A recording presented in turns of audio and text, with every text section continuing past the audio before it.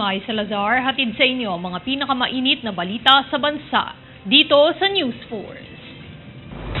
Sa ulo ng mga balita, Alice Go humarap muli sa Senado matapos bumalik sa bansa.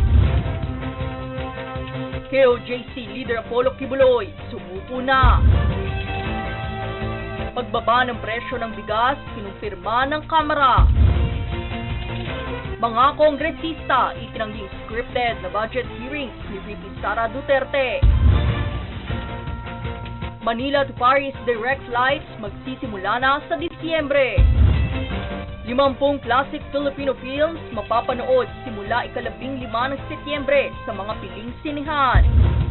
Patas at pantay na balita, komprehensibong ulat para sa pulso ng masa.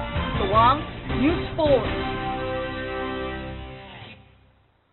Para sa mainit na balita ngayong linggo, tinanggihan pa rin ni dismissed Bamban Tarlac Mayor Alice Go ang pagbibigay ng kasagutan sa mga katanungan ng mga senador ukol sa kanyang tunay na pagkakakilanlan at iba pang iligal na aktibidad. Makibalita sa kaganapang yan mula kay Daniza Lopez. Sa muling pagsabak ni Alice Go sa Senado matapos makaalis ng bansa, ay ipinakita ni Senator Jinggoy Ejercito Estrada ang kanyang pagkadismaya sa mga kumakalat na litrato kung saan nakangiti si Go kasama ang mga opisyal matapos mahuli. Depensa naman ni Go, ang kanyang pagniti sa mga litrato ay mensahe para sa kanyang pamilya na siya ay ligtas at nasa maayos na kalagayan. Agad namang tinanong ni Senadora Risa Ontiveros si Alice kung siya ba ay si Gu Waping dahil kinumpirma ng National Bureau of Investigation o NBI na iisang tao lamang ito base sa mga dokumento at fingerprints bilang patunay. Nanindigan naman ang pugante na siya ay si Alice Go, isang Pilipino na mayroong Philippine passport at binanggit na sasagutin niya lamang sa korte ang katanungan ukol sa kanyang pagkakakilanlan. Ang kanyang pagtanggi na sumagot sa kwestiyon kung siya ba si Gu Waping ay para umano sa kanyang seguridad dahil nakakatanggap ito ng mga death threats sa tawag simula noong Hunyo. Ibinunyag naman ni Alice na sa kanyang pagtakas ay sumakay sila una ng yate sa Metro Maynila Port ngunit hindi nito alam kung sino ang nagmamay-ari. Matapos nito ay isinawalat ni Alice na lumipat ito sa malaking barko kung saan kinuha ang kanilang mga cellphone at tumagal ang biyahe ng 4 na araw bago sila lumipat muli sa isang maliit na bangka. Aminado si Alice na siya ay nagkamali dahil kung mayroon umanong pagkakataon na siya ay maaaring umuwi at bumalik ay gagawin niyang umatras sa pagsakay sa barko. Nilinaw din ito na walang ahensya ng gobyerno, opisyal o Pilipino ang tumulong sa kanyang paglisan sa bansa. Nang linawin naman ni Senator Ramon Bong Revilla Jr. kung siya ba ay tumakas o itinakas, ay tumugon si Alice Go na itinakas siya ng taong isinulat niya sa papel. Napag-alaman na naman ni Estrada na holder ng 5 pasaporte ang binigay na pangalan ni Go at kasalukuyan umanong nasa Taiwan. Sa araw na ito ay pinatawan si Alice Go ng contempt order dahil sa di umano'y hindi pagsasabi ng totoo at hindi pagbibigay ng mga direktang sagot sa Senado. Daniza Lopez nag-uulat para sa One Media Network.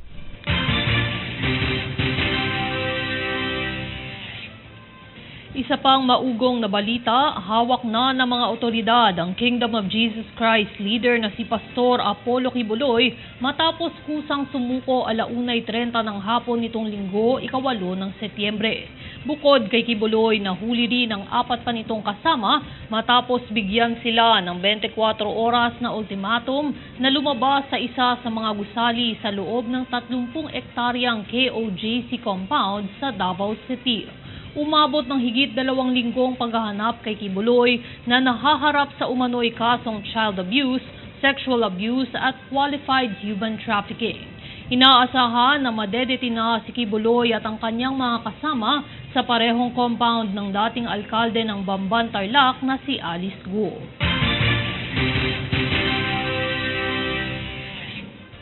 Nakipagpulong kamakailan si Department of Health o DOH Secretary Teodoro Herbosa sa Interagency Task Force for the Management of Emerging Infectious Diseases hinggil sa Mpox. Ayon sa kagawaran, mula noong 2022, walang nasawi sa bansa at 9 na kaso ng Mpox ang ganap na gumaling. Lahat ng 14 na aktibong kaso ay Mpox Grade 2 na kasalukuyan pang nagpapagaling sa bahay. Siniguro rin ng kagawaran na ang DOH Mpox response na kinabibilangan ng agarang pagsusuri, contact tracing at pangangalaga sa tahanan ay nagkokontrol at nagpapadali sa pagkaputol ng mga transmission nito sa komunidad. Ayon sa DOH, ang Mpox Grade 2 ay ang milder variant ng Mpox. Hindi tulad ng COVID-19 na airborne, ang Mpox Grade 2 ay nakukuha umano sa pamamagitan ng skin-to-skin contact at sa mga bagay na hinawakan ng mga pasyenteng may aktibong mga sugat sa balat. Hindi ito kumakalat ng kasing bilis at kasing lawak ng COVID-19. Isinaad din ni Herbosa na base sa datos ng DOH, hindi umano sila magpapatupad ng anumang border control o community quarantine o lockdown. Hindi rin mag-uutos ang DOH na magsuot ng face mask o face shield. Anya, ang pinakamainam na pag-iwas ay ang madalas na paghuhugas ng kamay at mga kasanayan sa kalinisan.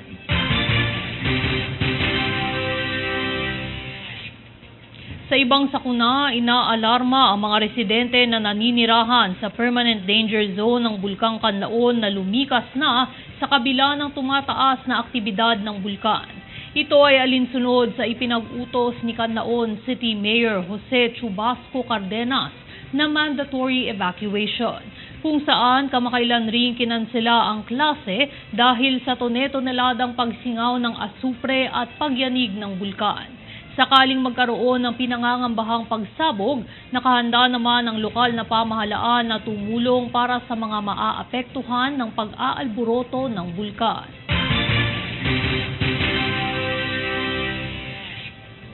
Karagdagan, nag-issue ang Civil Aviation Authority of the Philippines o CAAP ng notice to airmen para sa mga flights malapit sa Bulkang Kanlaon. Nagbabala ang CAAP sa mga piloto kung saan matatandaang nakapagtala ng mataas na aktibidad ng pagsingaw ng asupre at pagyanig sa bulkan. Dagdag pa rito ang posibilidad na umabot pa sa 17,000 talampakan ng pag-alboroto ng bulkan. Nasa alert level 2 status pa rin ang bulkan at patuloy na ipinagbabawal ang anumang pagpapalipad ng aircraft malapit sa tuktok ng bulkan.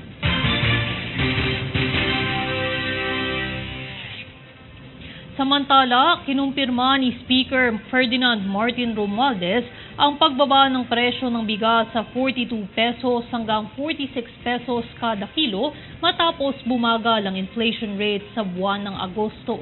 Kasama ni Romualdez sina Deputy Majority Leader Erwin Tulfo at mga opisyal ng DTI at DA sa pag-inspeksyon ng mga pamilihan sa Makati at Quezon City.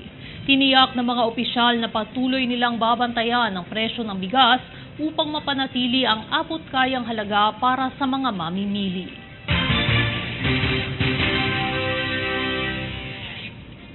Balitang halalang Bangsamoro, tuloy pa rin ang pinakaunang parliamentary elections na gaganapin sa Bangsamoro Autonomous Region in Muslim Mindanao o BARM sa Mayo sa susunod na taon. Ito ang kinumpirma ng Commission on Elections o COMELEC sa kabila ng desisyon ng Korte Suprema na tanggalin ang lalawigan ng Sulu mula sa BARM.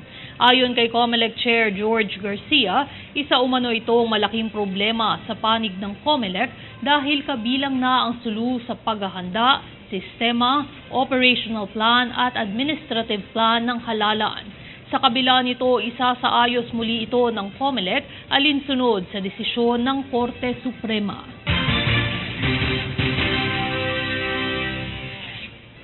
Susunod sa News Force. Presidential Museum sa The Mansion maaari ng pasyalan.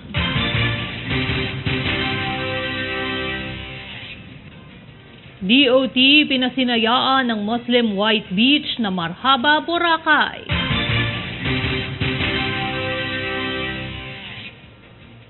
PBBM binigyang pagkilala, insentibo ang Pinoy Paralympians na lumahok sa Paris 2024. Manatiling nakatutok para sa higit pang mga balita sa pagbabalik ng News Force.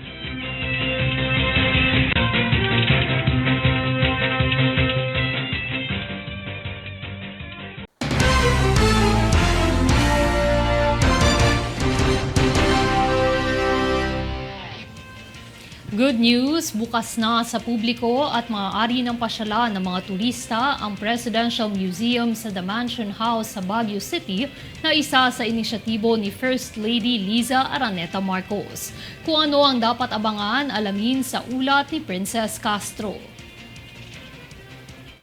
Maaari nang pumasyal ang mga turista sa Presidential Museum sa The Mansion House sa Baguio City matapos itong opisyal na buksan ng Malacanang sa publiko nitong linggo. Ang museyong ito ay isang inisyatibong isinulong ni First Lady Liza Araneta Marcos. Samantala, pagbabahagi ni Palace Social Secretary Bianca Zobel, isa sa mga dahilan kung bakit ito binuksan sa publiko ay dahil napansin nila ang malaking bilang ng turistang bumibisita at kumukuha ng litrato sa labas ng mansyon. Kaya naman napagpasyahan na ito ay buksan sa mga turista upang maikintal sa mga isip ng mga kabataan at Pilipino ang ilang mga paksa sa kasaysayan, kultura, maging ang mga buhay ng mga presidenteng nagsilbi sa bansa. Bukod dito ay bahagi rin sa layunin na iyang pagkakaroon ng pagkakaisa ng mga mamamayan sa bansa alinsunod sa kampanyang Bagong Pilipinas ng Administrasyong Marcos. Ang naturang puok pasyalan ay bukas mula alas 9 ng umaga hanggang alas 5 ng hapon, Martes hanggang Linggo, at ito ay libre para sa lahat. Samantala, 20 bisita lamang ang kayang i-accommodate kada kalahating oras na tour dahil sa limitadong espasyo ng lugar. Dahil dito pinapayuhan na mag-book ang mga interesadong guest sa website o opisyal na social media pages ng tanggapan para mas mapadali ang pagpunta. Samantala, kabilang sa mga nagpasinaya sa mansyon ay sina First Lady Marcos, Department of Tourism Secretary Cristina Garcia Frasco at iba pang opisyal at kawani ng gobyerno. Princess Castro nag-uulat para sa One Media Network.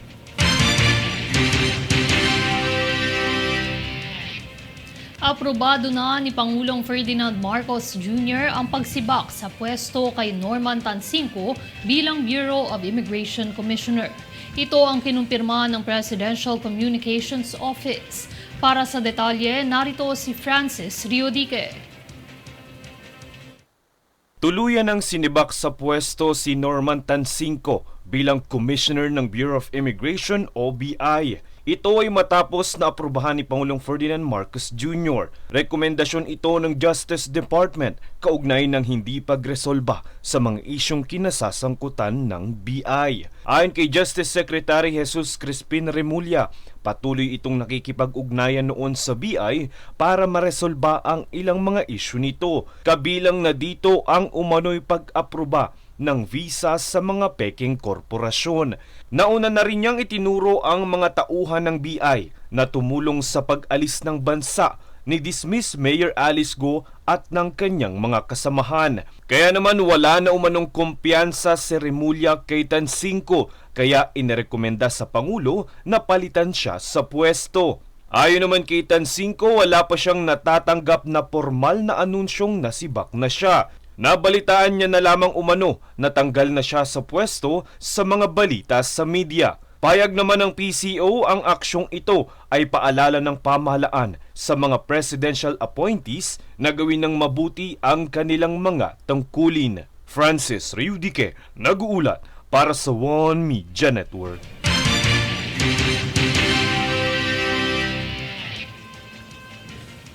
Sinisiguro ng Department of Justice o DOJ na lilitisin muna at haharap sa anumang sentensya sa Pilipinas si Kingdom of Jesus Christ o KOJC leader Apollo Kibuloy bago ilipat sa Estados Unidos.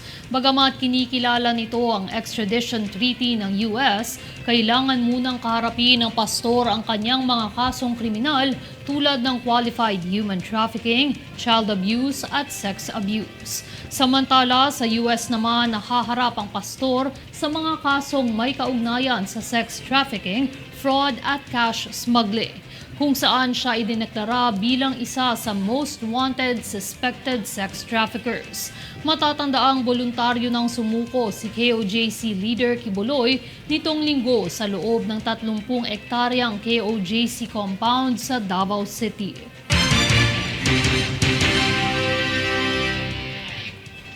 Sa pagpupulong na naganap, itinanggi ng mga leader ng Kamara ang aligasyon ni Vice President Sara Duterte na ang budget hearings ay scripted. Sa halip, inakusahan nila si Duterte na siya ang gumamit ng scripted na mga tugon at media interviews upang ihayag ang kanyang mga saloobin tungkol sa kanyang confidential funds na dapat sana'y direktang tinugunan sa Kongreso. Tunghaya ng buong detalye sa ulat na ito. She would have had the opportunity to talk about the budget in the future, as she claims that she would. But with the interview na lumalabas, parang linilihis po eh. Parang she just refuses to answer questions, whether man it is the CIF or whether it's about the actual budget proposed and used currently. Kabilang ito sa pahayag ng kamakailang itinanggi ng mga lider sa Kamara na scripted ang budget hearings taliwas sa alagasyon ni Vice President Sara Duterte. Ayon kay Assistant Majority Leader Paulo Ortega V, ang tanging script na nakita niya ay ang binabasa ni BP Sara sa budget hearing noong ika-27 ng Agosto. Meron po ako nakitang may script. Paulit-ulit po yung sagot niya. Binabasa niya yung script niya. Pero kami po, wala po kaming script. Wala naman pong senaryo, wala naman pong ganon. Pero lahat ng sagot, binabasa yung script. Binatikos ni Deputy Majority Leader Jude Asidre ang desisyon ni BP Sara na sa media ibato ang kanyang akusasyon kaysa sa mismong budget hearing. I honestly take offense that the Vice President has chosen to make all these accusations over media, over an obviously scripted television interview, di ba? Kasi kung marami naman pala siyang sasabihin, bakit hindi niya sinabi nung nandito siya sa Kongreso, di ba? When we could have made all people mentioned accountable. Bukod pa dito, pinuri ni Ortega ang constructive na pagtatanong ng mga miyembro ng Kamara at sinabing walang personal o politikal na agenda.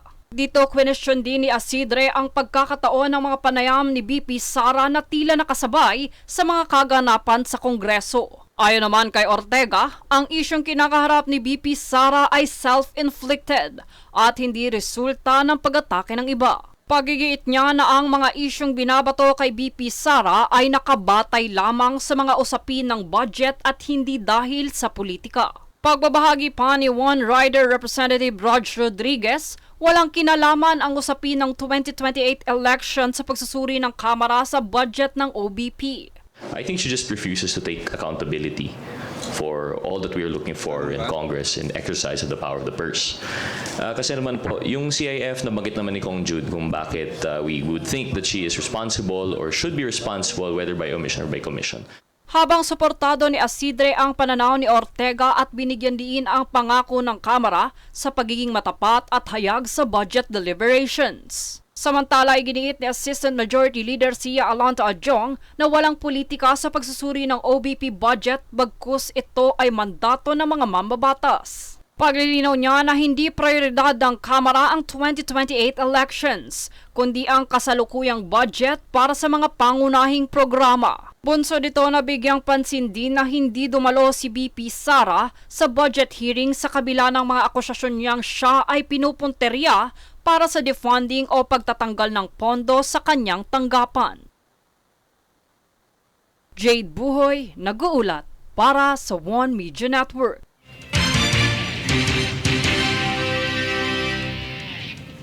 Nitong ika-10 ng Setyembre ay pinasinayaan ng Department of Tourism o DOT ang Special White Beach sa Boracay na inilaan para sa mga Muslim. Ayon sa DOT, tinatawag na Marhaba Boracay ang nasabing beach at matatagpuan ito sa Boracay New Coast area na nakaharap sa sikat na Lapus-Lapus Rock Formation at magiging bukas para sa mga pamilyang Muslim at biyahero. Saad ng kagawaran ng paglulunsad ng Marhaba Boracay ay alinsunod sa patuloy na pagsisikap ng DOT sa ilalim ng Administrasyong Marcos upang isulong ang halal at Muslim-friendly na turismo sa bansa.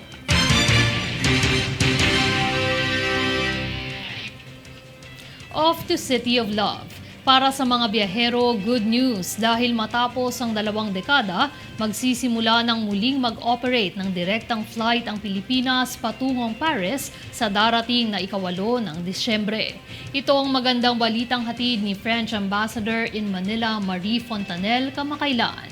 Layo nito na palakasin ang palitan ng turismo hindi lamang sa Pilipinas at France, pati na rin ang European Union. Aarangkada ang operasyon ng direktang flights mula Manila hanggang Paris tuwing Martes, Huwebes at Linggo. Inaasahan na aabot sa 14 na oras ang biyahe papunta at pabalik.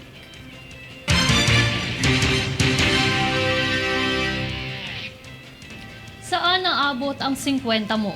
Dahil simula ika-25 ng Setyembre, maaari mo nang mapanood ang ilan sa mga klasikong pelikulang tumatak sa takilya sa halagang 50 pesos. Ang film showing ng Throwback Films ay inisyatibo ng MMFF para sa ika-50 anibersaryo ng festival ngayong taon. Kung ano ang mga dapat pang abangan, alamin sa ulat ni Princess Castro. Bilang bahagi ng selebrasyon ng 5 dekadang gintong taon ng Metro Manila Film Festival o MMFF ngayong taon, ay nakatakdang ipalabas simula ika-25 ng Setyembre ang ilang Filipino classic films sa mga piling sinehan sa bansa. Sa hashtag na MMFF 50 at 50 ay layong ipabatid ang 50 taong anibersaryo ng festival kung saan mapapanood ang 50 klasikong pelikula sa halagang 50 pesos bawat isa. Kabilang sa mga aasahan ay ang ilang season ng Shake, Rattle and Roll na isa sa mga OG horror films na tinangkilik ng madla. Bukod dito ay may pagkakataon ding masaksihan ng mga kabataan ang mga klasikong pelikulang hango sa kasaysayan gaya ng Jose Rizal at Bonifacio ang unang Pangulo. Hindi rin mawawala sa takilya ang tanyag na pelikulang Himala ng nag-iisang multi-awarded screen legend of all time na si Miss Nora Honor. Ang film showing na ito ay sa ilalim ng sinisigla sa 50 na aktibidad ng MMFF para sa anibersaryo nito. Princess Castro nag-uulat para sa One Media Network.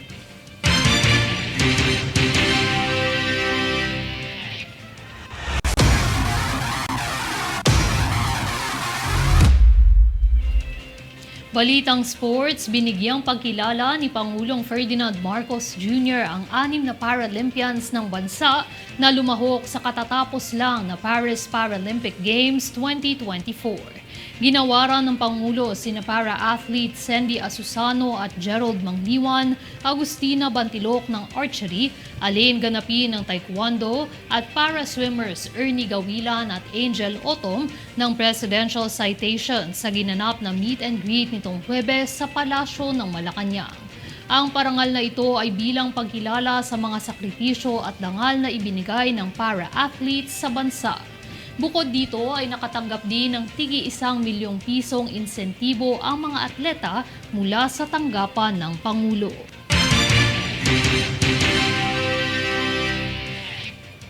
At narito ang recap ng mga nagbabagang balita ngayon. Sa ulo ng mga balita, Alice Go humarap muli sa Senado matapos bumalik sa bansa. KOJC Leader Apollo Kibuloy sumuko na. Pagbaba ng presyo ng bigas kinumpirma ng Kamara. Mga kongresista itinangging scripted na budget hearings ni VP Sara Duterte. Manila to Paris direct flights magsisimula na sa Disyembre. 50 classic Filipino films mapapanood simula ika-15 ng Setyembre sa mga piling sinehan. Patas at pantay na balita, komprehensibong ulat para sa pulso ng masa. Ito ang News Force. At yan ang pinakamainit na mga balita ngayong araw. Manatiling nakatutok sa aming mga ulat at update sa aming Facebook page, facebook.com/OneMediaNetwork. Ako si Mai Salazar at ito ang News Force.